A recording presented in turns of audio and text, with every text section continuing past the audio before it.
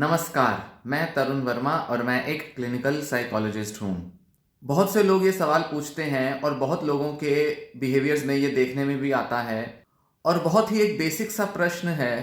बहुत लोगों को इस बारे में क्यूरियोसिटी भी होती है, ये जानने की कि क्या डिप्रेशन के बाद लोगों की पर्सनैलिटी चेंज हो जाती है?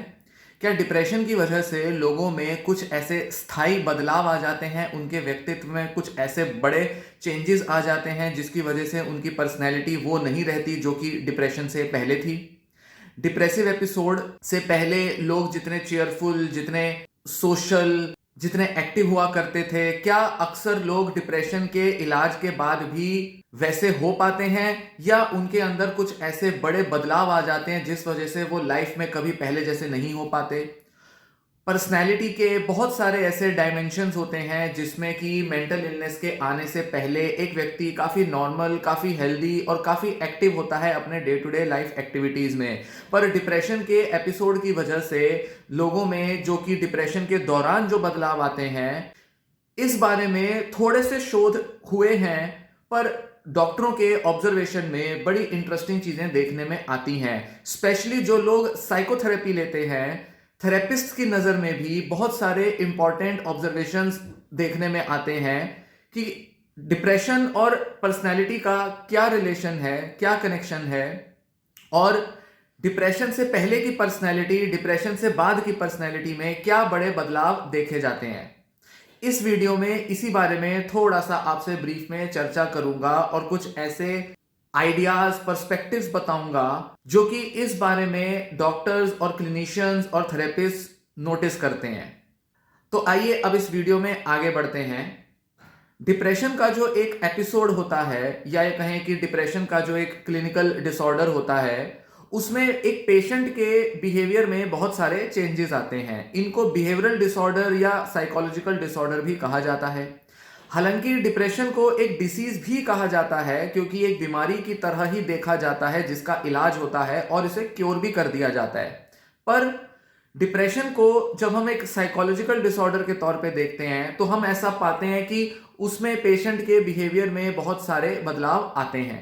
जैसे पेशेंट की सोशलाइजेशन कम हो जाती है, पेशेंट का मोटिवेशन लेवल गिर जाता है, मतलब पेशेंट जो है वो अपनी पुरानी जो एक्टिविटीज था उसको नहीं कर पाता, डे टू डे एक्टिविटीज में उसमें इंटरेस्ट नहीं रह जाता, इंटरेस्ट लो हो जाता है, दिलचस्पी नहीं आती है, पसंद और नापसंद में बहुत बड़े बदलाव आ जाते हैं।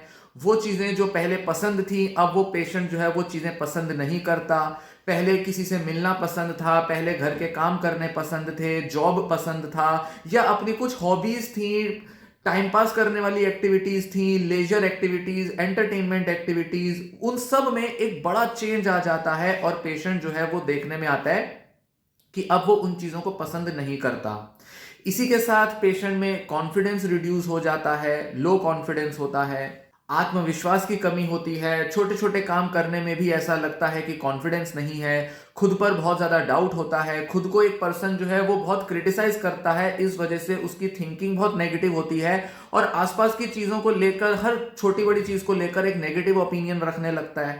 पेशेंट को अपने लोग भी पराये से लगने लगते हैं, लोगों के साथ मेलजोल में प्रॉब्लम आता है, मतलब डिटैचमेंट सा महसूस होता है, दूसरों से दूर रहता है इंसान, खान पान में, डाइट में, एक्सरसाइज में चेंज आ जाते हैं। तो ये सारा जो एक पर्सन के जो बिहेवियर में जो बदलाव आता है, एक पेशेंट के, पर्सन के व्यक्तित्व में जो बदलाव जो कि बाहर से देखा जा सकता है, वो डिप्रेशन के सिम्टम्स, लक्षणों को कैरेक्टराइज करता है। या तो हम उसे कहेंगे, अगर मेडिकल नजर से देखें तो ये सारे सिम्टम्स हैं, मतलब लक्षण हैं बीमारी के, इलनेस के, डिसऑर्डर के। पर साथ ही हम ये भी कहेंगे कि पर्सन अब पहले जैसा नहीं दिखाई देता। आसपास के लोग आराम से बता सकते हैं कि पहले ये व्यक्ति ऐसा था या ऐसी थी, आज ये ऐसी हो गई है या ऐसा हो गया है। एक बहुत ही क्लियर एक चेंज दिखाई देता है, मतलब डिप्रेशन के दौरान एक पर्सन बदल जाता है, व्यक्तित्व बदला बदला दिखाई देता है।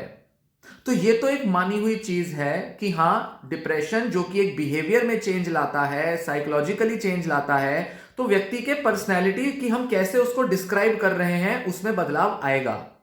पर्सनैलिटी का मतलब होता है कुछ ऐसे स्थायी व्यवहार, परमानेंट से ऐसे बिहेवियर्स जो कि एक व्यक्ति अक्सर कुछ सिचुएशंस में दिखाता है। जैसे एक व्यक्ति अगर बड़ा एक्सट्रोवर्ट है, बहिर्मुखी है, तो वो व्यक्ति अक्सर दिखेगा कि वो सोशलाइज करना पसंद करता है, उसको अलग अलग सोशल इवेंट्स में पार्टिसिपेट करना पसंद है, लोगों से बोलचाल करना पसंद है। यह व्यक्ति लोगों से बात किए बिना, लोगों के बीच घिरे बिना रह नहीं पाता, इसको हमेशा कुछ लोग चाहिए। तो वहीं एक इंट्रोवर्ट पर्सन होता है, अंतर्मुखी व्यक्ति होता है, जो अपने में मस्त रहता है, लिमिटेड एक्टिविटीज में इंटरेस्ट लेता है, लोगों से ज्यादा बोलचाल नहीं पसंद करता, या करता भी है तो उसमें बड़ा एग्जॉस्ट हो जाता है। उसको लगता है कि मुझे अपना मी टाइम चाहिए, अपना अकेलापन चाहिए। ये व्यक्ति उदास नहीं है, डिप्रेस नहीं है, बस इसको अकेला रहना, लोगों से थोड़ा कम मिलना जुलना उसको ज्यादा पसंद होता है। उसकी अपनी पर्सनल एक्टिविटीज होती हैं, वो काम धंधे करेगा, सब कुछ करेगा, पर लोगों के साथ ज्यादा मिलना जुलना उसे पसंद नहीं है, तो इसलिए बहुत सोशलाइज नहीं करता। पर फिर भी ये व्यक्ति खुश रहता है, लाइफ में एम्बिशियस रहता है, सक्सेसफुल हो सकता है, चीयरफुल रह सकता है, सब हो सकता है। तो ऐसे ये दो अलग अलग तरह के व्यक्तित्व हैं, जैसे कि एक्सट्रोवर्ट और इंट्रोवर्ट हो गया। तो ये जो एक्सट्रोवर्जन और इंट्रोवर्जन होते हैं, इनको पर्सनैलिटी ट्रेट कहा जाता है। मतलब एक व्यक्ति अक्सर ऐसा ही दिखाई देगा, मतलब कहा जा सकता है बाहर से देख के ये व्यक्ति एक्सट्रोवर्ट है या इंट्रोवर्ट है। अब डिप्रेशन के अंदर जो पर्सनैलिटी चेंज आता है, देखा जा सकता है कि कई बार ये थोड़े लंबे टाइम तक भी टिका रह जाता है। तो देखने में क्या आता है कि डिप्रेशन के दौरान एपिसोड में एक पर्सन में पर्सनैलिटी चेंज आएगा, और इसके लिए अच्छा खासा रिसर्च एविडेंस भी मौजूद है। अब सवाल आता है, जैसा कि मैंने वीडियो की शुरुआत में बताया, जो कि वीडियो का टाइटल भी है और वीडियो का मेन पर्सपेक्टिव भी है, वो ये कि क्या ये जो व्यक्ति के जो पर्सनैलिटी में बदलाव आए हैं, क्या ये लंबे टाइम तक बने रहेंगे? क्या सिम्टम्स चले जाएंगे, थोड़ा बहुत मूडीनेस चली जाएगी, लो इंटरेस्ट और लो कॉन्फिडेंस के इश्यूज चले जाएंगे, मन थोड़ा खुश रहना शुरू कर देगा, पर क्या ये जो चेंजेस आए हैं, क्या ये हमेशा बने रह जाएंगे? ये सवाल आता है। अब जो शोध हुए हैं वो बड़ी इंटरेस्टिंग चीजें बताते हैं।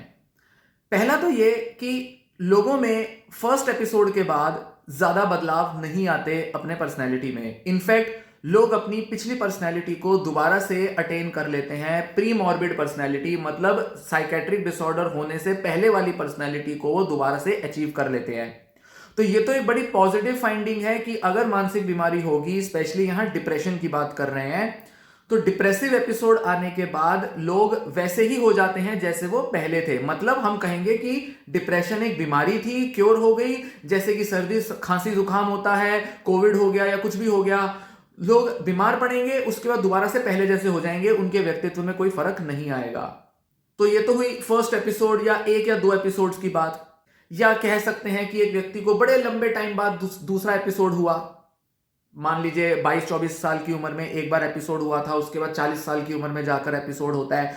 तो इसमें भी कोई बहुत बड़े पर्सनैलिटी चेंज देखने में नहीं आते, 2 बार या 3 बार भी हो जाए अगर डिप्रेशन तो। इनफैक्ट यहां एक बड़ी इंटरेस्टिंग बात यह है कि अगर एक या दो ऐसे छोटे थोड़े ब्रीफ ड्यूरेशन के एपिसोड अगर हुए हैं और वो लंबे अंतराल के बाद हुए हैं, तो अक्सर लोग बेहतर बन के निकलते हैं डिप्रेशन के एपिसोड के बाद। मतलब उनकी पर्सनैलिटी ज्यादा पॉजिटिव, ज्यादा कॉन्फिडेंस से भरी हुई, ज्यादा पॉजिटिविटी के साथ लोग रिकवर करते हैं।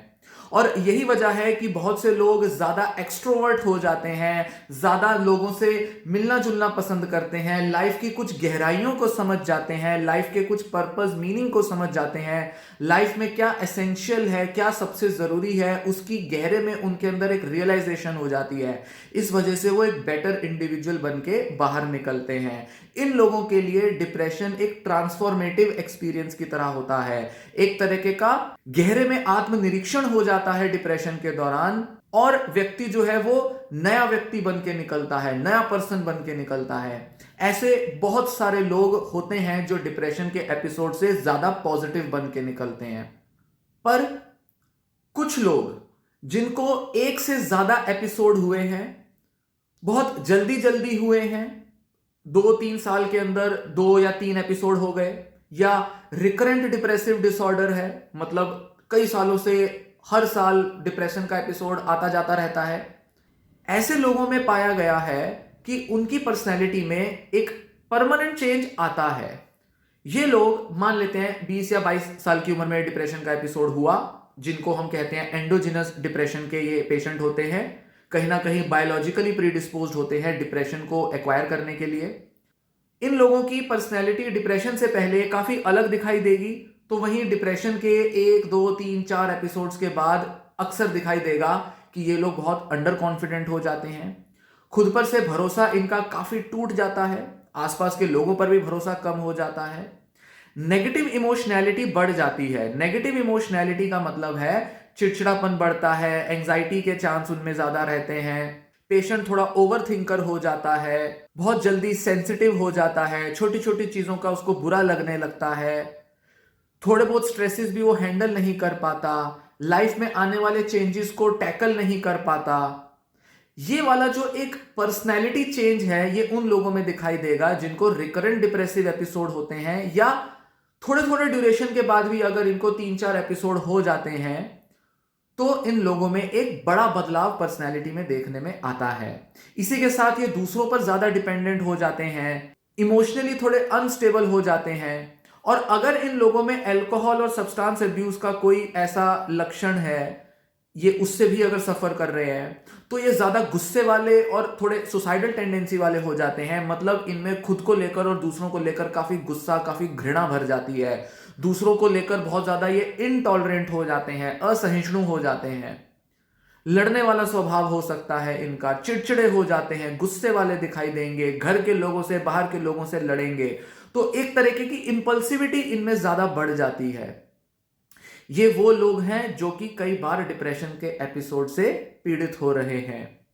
इसके बाद जो एक और रीजन होता है जिस वजह से लोगों के पर्सनैलिटी में बदलाव आता है डिप्रेशन के बाद, वो होता है कि अगर डिप्रेशन का एपिसोड सीवियर हुआ हो, माइल्ड या मॉडरेट लेवल ऑफ डिप्रेशन के बाद बहुत बड़े पर्सनैलिटी चेंज नहीं आते, लोग वैसे ही हो जाते हैं, उतने ही कॉन्फिडेंट हो जाएंगे, उतने ही चीयरफुल हो जाएंगे, दुनिया को देखने का ढंग फिर से वैसा हो जाएगा, लोगों से मिलना जुलना, लोगों के प्रति इंटरेस्ट लेना, अपने एक्टिविटीज में, जॉब में, बिजनेस में वैसे ही इंटरेस्ट आएगा, फैमिली के साथ उतने ही इन्वॉल्व हो जाएंगे, बहुत बड़ा बदलाव उनमें नहीं आएगा अगर माइल्ड या मॉडरेट लेवल ऑफ डिप्रेशन है। पर अगर मॉडरेट टू सीवियर या सीवियर लेवल ऑफ डिप्रेशन है तो चांस ज्यादा होते हैं कि पेशेंट के अंदर थोड़ा सा एक ऐसा बदलाव आ जाए जो कि काफी लंबे टाइम तक टिका रहे।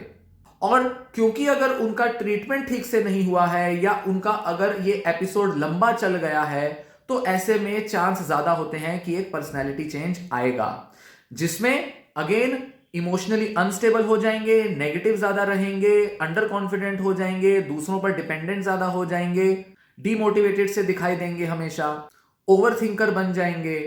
इस तरह के कुछ ट्रेट्स वो लोग दिखाएंगे। तो एक तो हो गया कि सीवियरिटी जो है वो काफी मैटर करती है। फिर एक और इंपॉर्टेंट कारण होता है जिस वजह से लोगों की पर्सनैलिटी में बदलाव आता है, वो होता है ड्यूरेशन ऑफ इलनेस। कितने लंबे टाइम तक उनको ये बीमारी रही।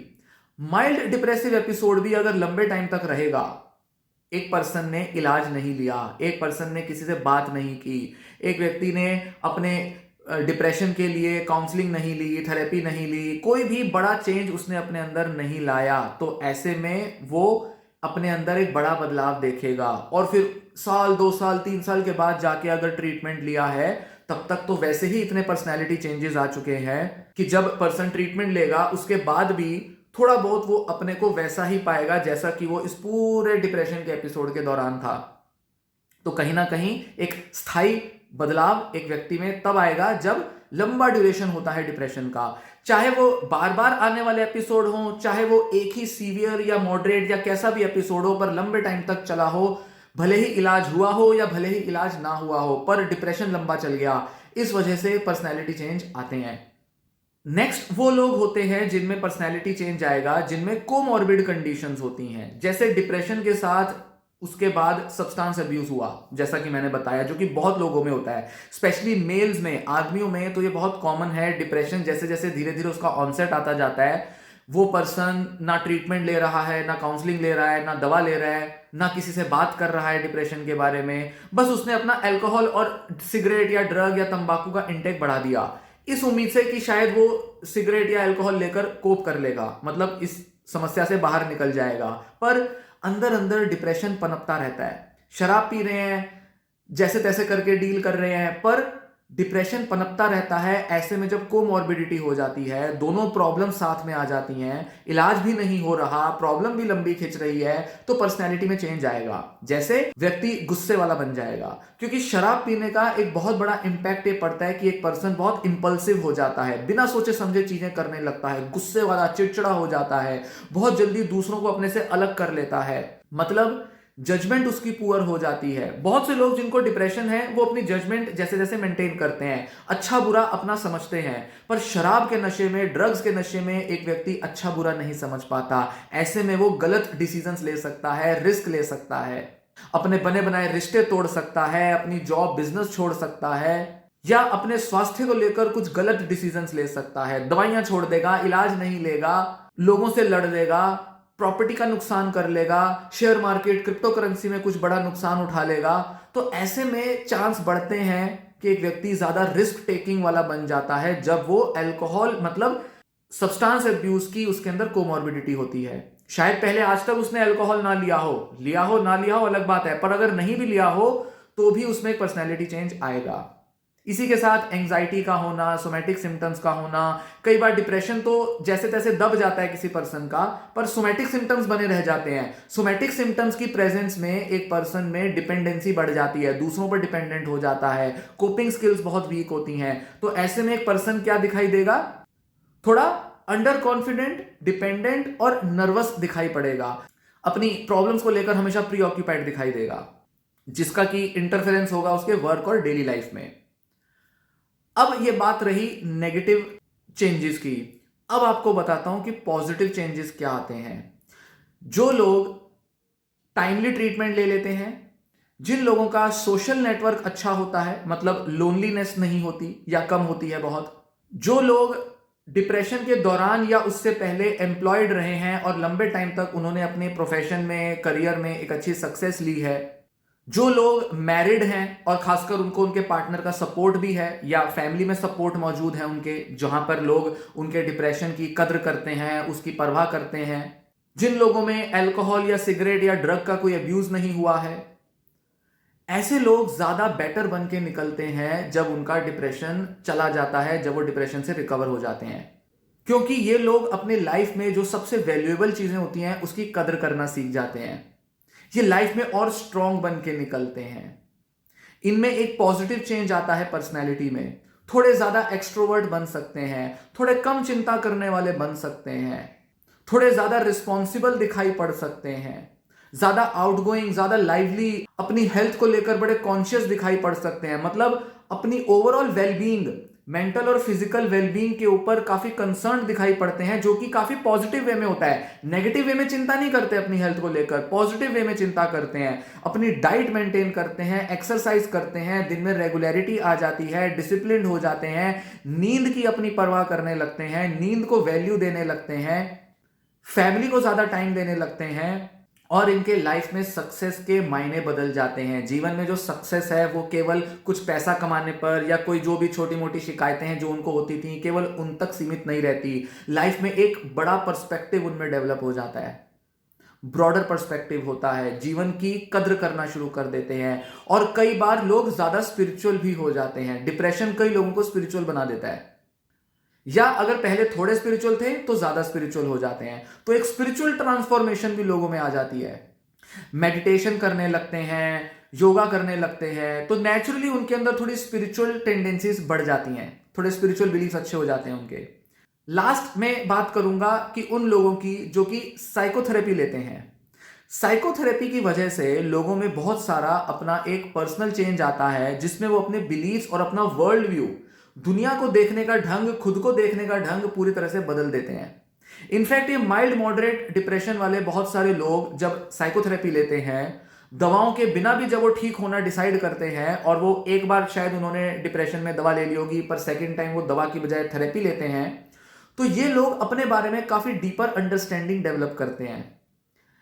इनको अपने बिलीफ्स को चेंज करने का मौका मिल जाता है, अपने नेगेटिव बिलीफ चेंज करने का तरीका आ जाता है, अपने को पॉजिटिव, अपने खुद के एफर्ट से कैसे बनाना है ये इनको आ जाता है।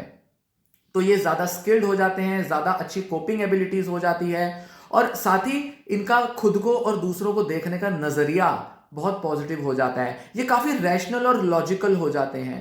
छोटी छोटी बातों पर चिंता करना, छोटी छोटी बातों पर परेशान होना, अब ये इनकी आदत नहीं रहती। हर बात पर अपसेट होना, नर्वस होना, ये इनकी आदत नहीं रहती। क्यों? क्योंकि अब इनको जो अभी है उसके परे कुछ देखना आ जाता है, कॉन्सिक्वेंसेस देखने आ जाते हैं। ज्यादा चिंता करने के कॉन्सिक्वेंसेस क्या हैं और खुश मिजाजी रहना, चीयरफुल रहने के कॉन्सिक्वेंसेस क्या हैं, ये इनको समझ में आ जाता है। एक पॉजिटिव टेम्परामेंट कैसा होना चाहिए, ये इनको आ जाता है। तो साइकोथेरेपी का जो एक अच्छा खासा प्रोसेस होता है, जिसके अंदर एक पर्सन लंबे टाइम तक थेरेपी लेता है, चाहे वो 6-8 महीने की थेरेपी हो या 3 से 5 महीने की थेरेपी हो, जैसा भी एक पर्सन थेरेपी लेता है उसके अंदर खुद को देखने का नजरिया बदलता है और ये व्यक्ति बहुत पॉजिटिव और बहुत अच्छा ट्रांसफॉर्मेशन लेकर डिप्रेशन से बाहर निकलता है। और भले ही 3-4 एपिसोड ही क्यों ना हुए हों डिप्रेशन के, पर एक बेटर इंडिविजुअल बन के वो व्यक्ति बाहर निकलता है, निखर के निकलता है। तो इस वीडियो में दी गई जानकारी पसंद आई हो तो वीडियो लाइक कर लें, वीडियो शेयर भी कर लें। ऐसी जानकारी और भी देता रहूंगा। चैनल के साथ बने रहें और चैनल सब्सक्राइब कर लें। ये वीडियो यहीं समाप्त होता है। धन्यवाद।